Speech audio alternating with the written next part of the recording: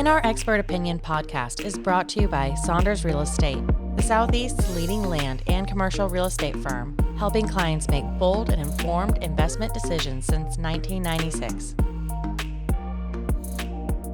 Good afternoon and welcome to another episode of In Our Expert Opinion podcast. My name is Tyler Davis. Today I'm joined with one of our top agents here at Saunders Real Estate, Mike Matre. Mike, how you doing today? I'm good. How about you? Thanks for having me. I'm doing great. Welcome. Thanks for being here. Thanks for joining.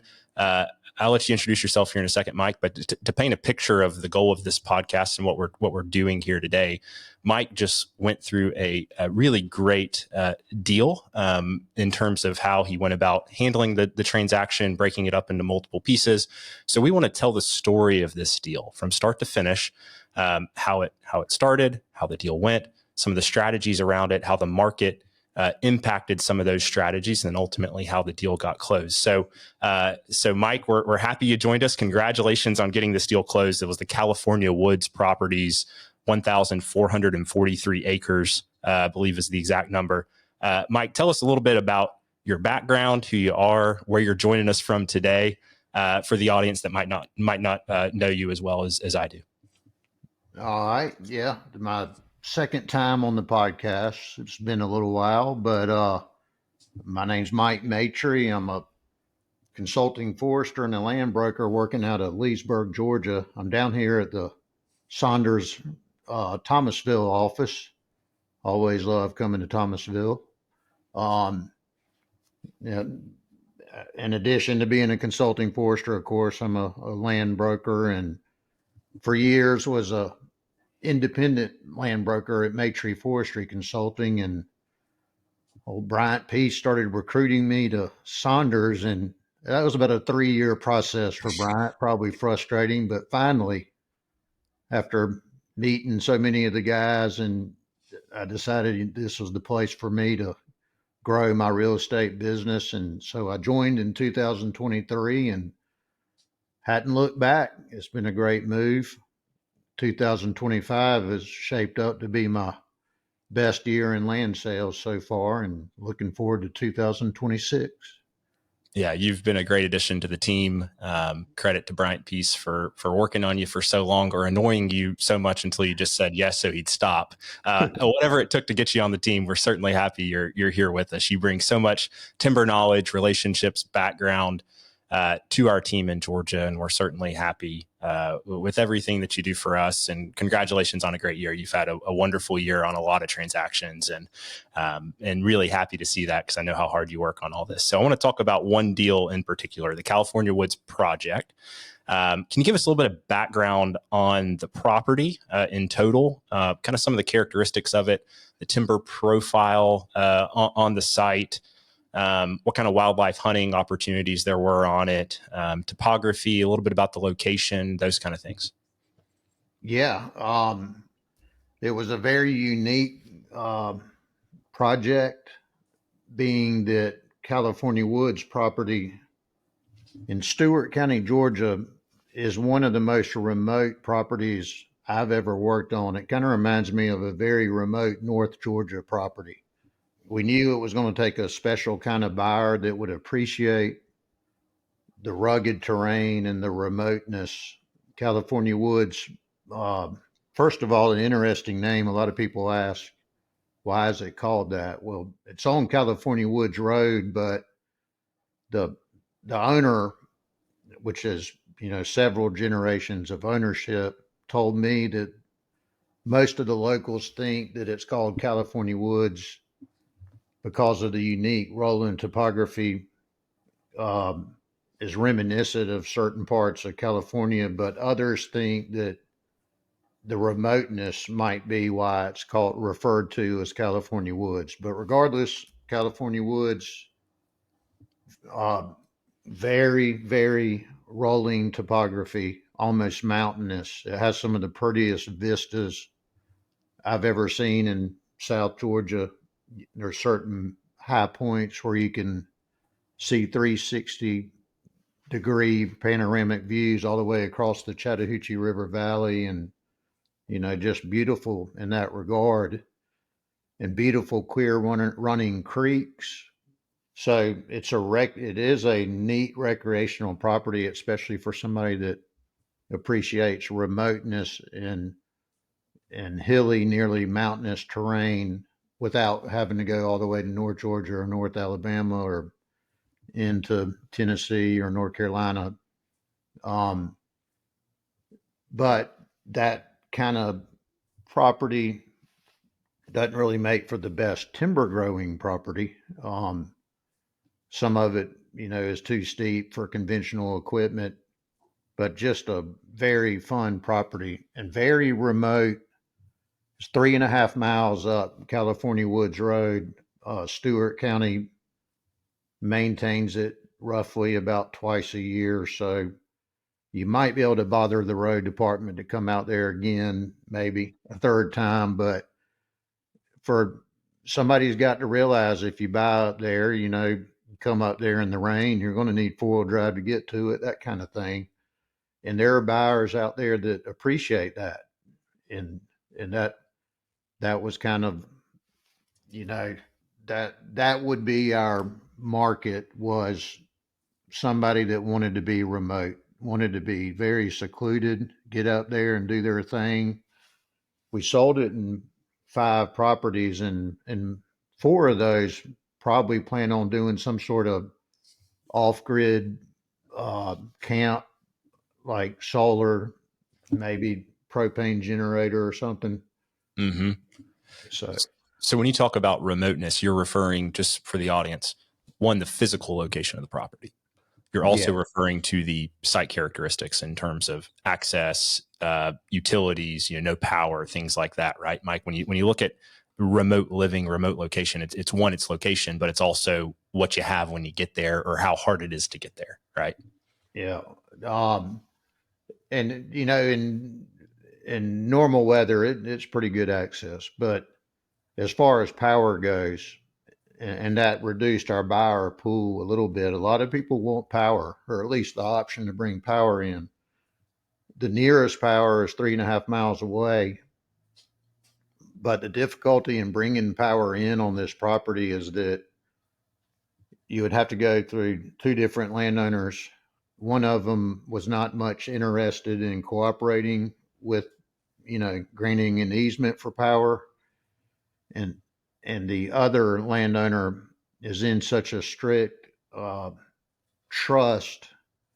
It's a charitable trust property, that their guidelines on their trust would probably limit their ability to allow power to go through. So you always think there's a possibility, but power coming to California Woods property was nearly impossible. So, Mike, when you talk about this remote location, some of the lack of power, topography, things like that, how did that impact the potential buyer pool for this property? Right, we all know what's going on from a recreation market. Was this the same as some of these other properties because of that location, because of the lack of utilities, things like that? When I think recreation, I know a lot of people want to be able to take their clients out to a hunting cabin. They want to take their wives out in the woods and have kind of like a weekend spot to go, or, kind of live that outdoor lifestyle. How did this property differ from some of those that are more centrally located, that have power, that maybe have some improvements? Yeah. The remoteness of California Woods, when you think about 1,000+ acres contiguous, those tracts are typically in high demand because of scarcity.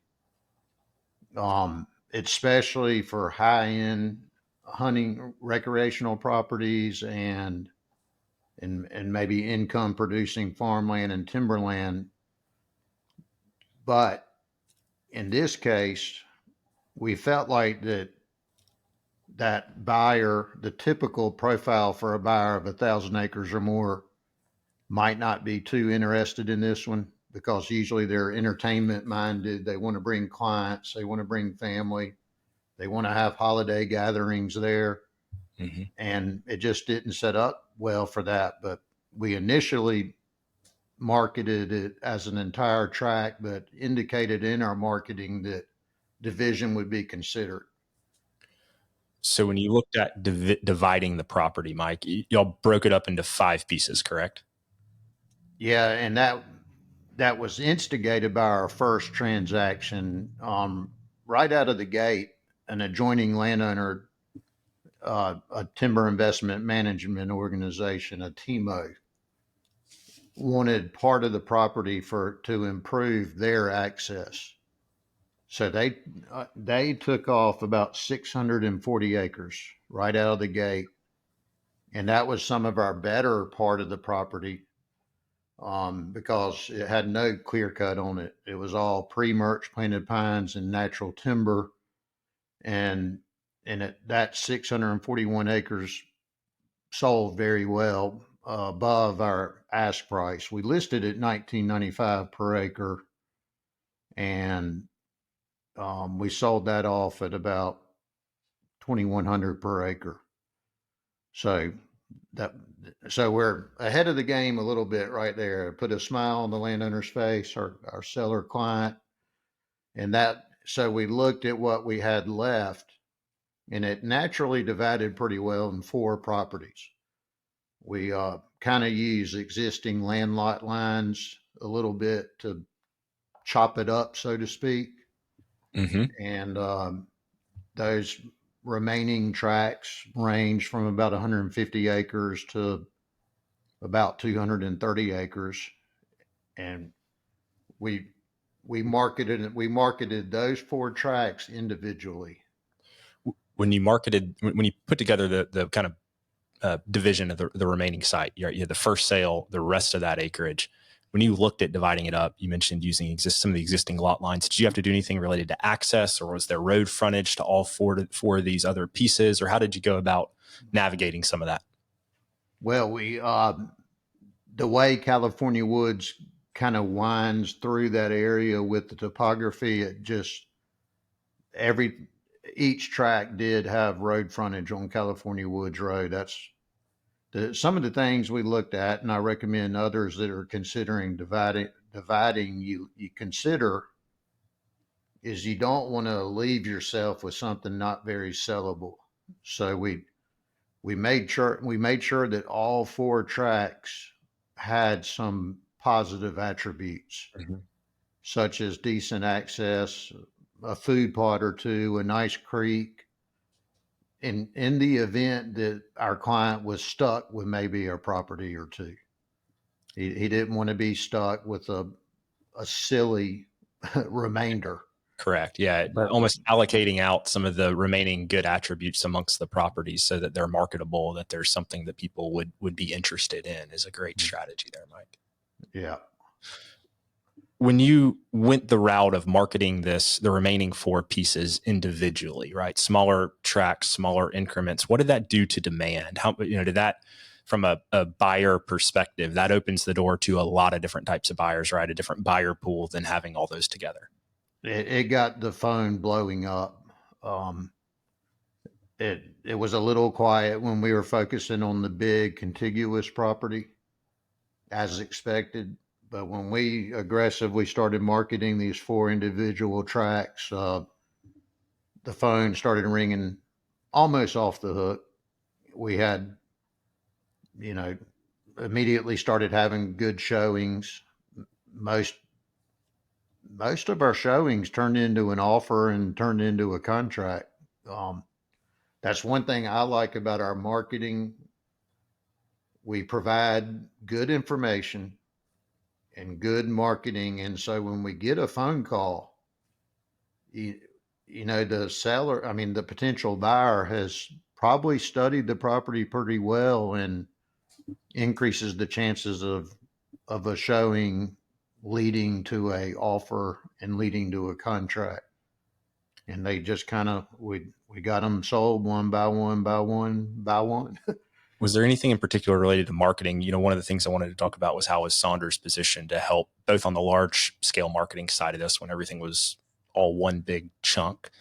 Then once you sold the 600, now marketing these individual tracts, was there anything you did differently? Or, I mean, obviously different flyers, different brochures, different materials for each individual property. But from a Saunders marketing perspective, how do you think we were a fit to help move those tracts, both large and small? Well, interestingly, when the landowner contacted me about selling it, and I have a long positive history with the landowner through forestry consulting and management, he mentioned to me that Mike Matre, as an independent broker at Matre Forestry, probably wouldn't have gotten this listing. And Saunders, without Mike Matre, probably would not have gotten the listing. But with the two together, he thought that's kind of marrying the best of both worlds because of his relationship with me. Mm-hmm. And he had been following Saunders, and he liked what he saw, and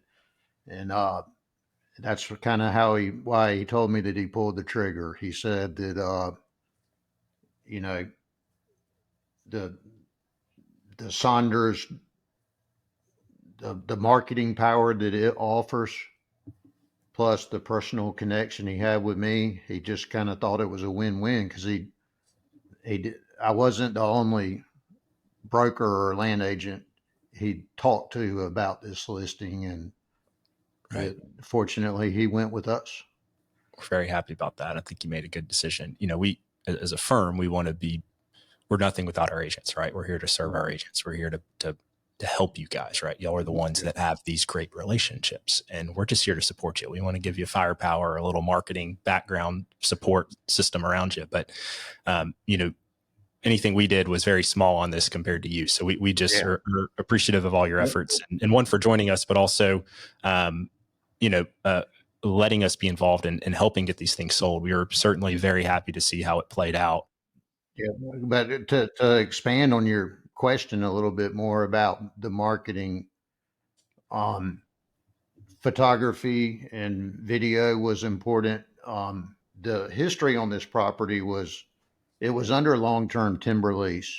And so right at the end of the lease, the timber company did a lot of clear cutting. Fortunately, the landowner was willing to do some road work and cleared some food plots and prettied up what we could. And it's important, everybody does the drone these days, and everybody takes pictures, of course, but you got to get out there on the ground and find those pretty parts of the property. You can't ride through a property like this and take pictures out of the truck window. We did some serious hiking, some serious ATV riding to get basically on every inch of this property and find those special places to photograph. And when we put together our brochure and stuff, and I sent it to my client to review, he was blown away about how pretty we made this property look. And that's what it takes. You got a lot of competition out there. You got to get out from behind the desk and go get your hands dirty and see these sites. And by doing that, you learn a piece of property, and the type of potential buyer on something like this is the kind of guy that's going to be willing to get out there and walk. So on showings, we were able to, get our boots dirty and get down in there in those creek bottoms and show prospects these beautiful places. Mike, who were kind of give us the profile on those buyers, right? And once you busted it up into smaller pieces, who were at a high level? Was there commonality in terms of the type of people that was interested, what they do for work, or kind of where they're at in their own careers or financial role? I mean, when you break it up, right, it opens the door to a lot of people. Who are some of those buyers in terms of their profile? Yeah. A couple of younger buyers with families. I think a couple of them first-time land buyers that love the outdoors, love hunting, and kind of wanted to maximize acreage for their budget. Yep. And price sensitive buyers, right? That are willing to overlook the remoteness, willing to overlook the topography, some of those things. Yeah. I mean, and I think they they appreciated that remoteness, but also increasing their acreage for their family's enjoyment. I think probably at least two or three of them, like I mentioned earlier, have plans to build off-grid camp of some sort, whether it be an RV or maybe a little cabin or something. Certainly seems like a great place to get away, right? Yeah. And, I think two of them kind of had some local ties, family in the area, and maybe one of them, I recall, had a grandfather or something that hunted up in the California woods area, and so there was kind of a personal connection. love that. From a timeline perspective, right? Walk us through this from start to finish. What was that timeline like from the time you got it listed for sale? You then sold the 600 and some acres to the TIMO, and then from there breaking it up into smaller pieces. What was the overall timeline on this from start to finish to get this thing closed? Yeah, I think it was about 9 months or so. Um, uh, and the beautiful thing is we sold it, for more than we listed it for. So that always puts a smile on your client's face, and that was the advantage of dividing. It was that we got a little extra money and probably sold it a little quicker had we stuck to our guns and tried to sell the whole thing as one piece. We certainly would have had to take a discount to get it moved. From a marketability standpoint, I did want to hit on this, Mike. At a high level, right? There's a lot of demand for recreational assets throughout the Southeast right now. I mean, that trend is, we see it here in Florida, you see it in Georgia. I know it's happening in Alabama, Mississippi, other states. What about overall the impact of the timber market right now in Georgia? How did that impact the overall process of this, Mike, or the thinking on it? There's been a lot of mill closures, things like that throughout the state of Georgia. Did that have any negative impact right now on the marketability and demand for this kind of site? Not really, because the recreational demand is so strong, it kind of overshadows that. But an interesting thing about this deal is the landowner is a very aggressive timber manager. They spend a lot of money on reforestation and genetics on their family land holdings. But in this case, he decided to leave it clear cut because most individual landowners can qualify for cost share. And to get it replanted, my client, the seller, cannot qualify for cost share. So if he replanted it, it would have sent the asking price higher. So we let people know, yeah, when people ask us, why has it not been replanted? And my answer is because we're wanting to sell it cheaper, and you will likely be able to qualify for cost share to replant these clear cuts. And so most of our topic of conversation about the timber market was dealing with reforestation, which I'll likely help a couple of these landowners get it replanted. I certainly will if they need me to, and I expect one or two of them probably will ask me to do that. But long term, the mill closures you speak of are paper mills. One of the larger closures was nearby in Early County, Georgia, GP Cedar Springs. Timber market is cyclical. In the early 2000s, we went through some sawmill closures because of some Canadian, trade issues with lumber back then, and we survived that. And we're going to survive these paper mill closures. It'll take a little while, but there's so much wood fiber out there that's cheap and has so many different resources. I'm confident that other industry is going to come in and fill the void and it will likely be energy related, bioenergy, and maybe an OSB plant. I don't know, but um, we're optimists and long term thinkers, so we think the outlook is good for Georgia timber.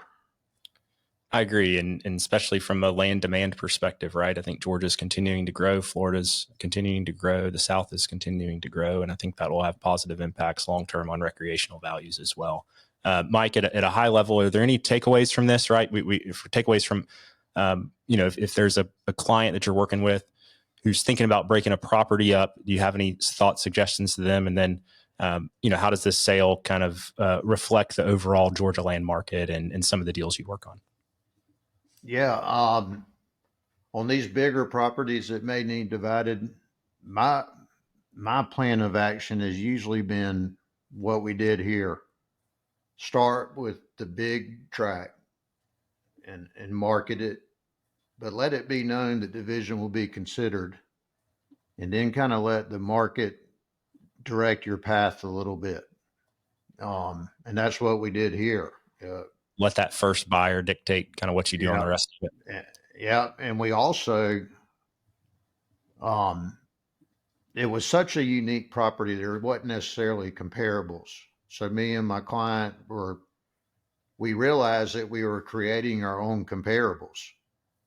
So we kind of stuck to our guns on negotiating. We didn't really come off our price hardly at all because we wanted that sale to help the next sale. So all in all, I think on our individual asking prices, we wound up closing roughly about 4% under asking price. Typically, you're not going to often get full asking price. There's the market expects some negotiating room. Mm-hmm. But I think coming off your price on average about 4% is pretty strong. I see data out there that suggests that a lot of land sells for often 8 or 9% under asking price. So Yep. If you're selling divided, you need to keep that in mind as you're kind of creating your own comparables. So stick to your guns. Well, Mike, congratulations again on this transaction. I would be remiss not to bring up, I don't know when this episode's getting published, but we're recording this the Thursday before the Alabama-Georgia SEC championship game. One, Mike, I know you're a big Bulldog. Are you going to go? What are your thoughts on the game? I'm a big Alabama fan. So just kind of give me the Dog's perspective on this. We're not going to go. I mentioned to you that during Thanksgiving, we relocated from East Lee County, Georgia, all the way over to West Lee County, Georgia. So we've been moving, and we're looking forward to watching it on TV. I'm probably one of the few Bulldog fans that wanted a rematch against y'all.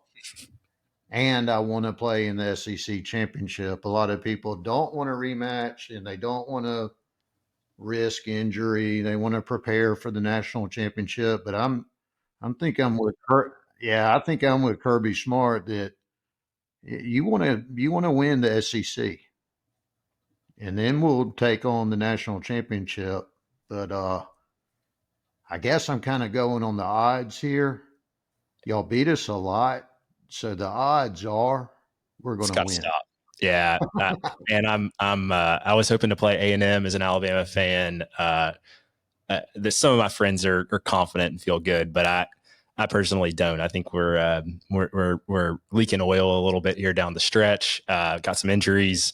It's hard to beat a good team twice in the same year, let alone it'll probably be a de facto Georgia home game a little bit on Saturday, and them Dogs is hell. So I don't know, Mike. I mean, that defense is getting better. The Georgia offense is good. I like your quarterback. I think he's a gamer. But hey, Alabama has surprised me this year from the first game to now. So that could keep what makes it interesting. Finding ways to win, So yeah, what it makes it interesting, I think we had kind of a weak game against Tech, and y'all didn't look too great against Auburn. So Just 5. we just don't know, but it's going to be We'll fun to watch. It is fun that this has turned into a, growing up in West Georgia myself, right on the Alabama-Georgia line.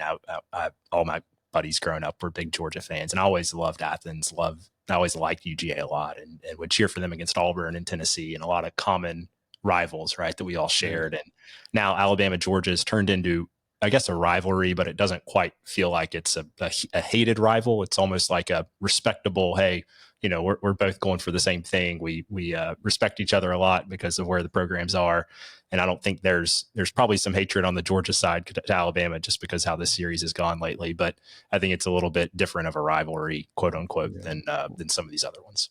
Yeah. And I got some connections to Alabama. My nephew, Mike Matre, went there not a few years ago. And growing up in a Bulldog household, I, as a little kid, was a Bear Bryant fan, and my dad and brother gave me a hard time about it. But growing up, I was Georgia fan first, but I was Alabama fan also. And so a lot of history there.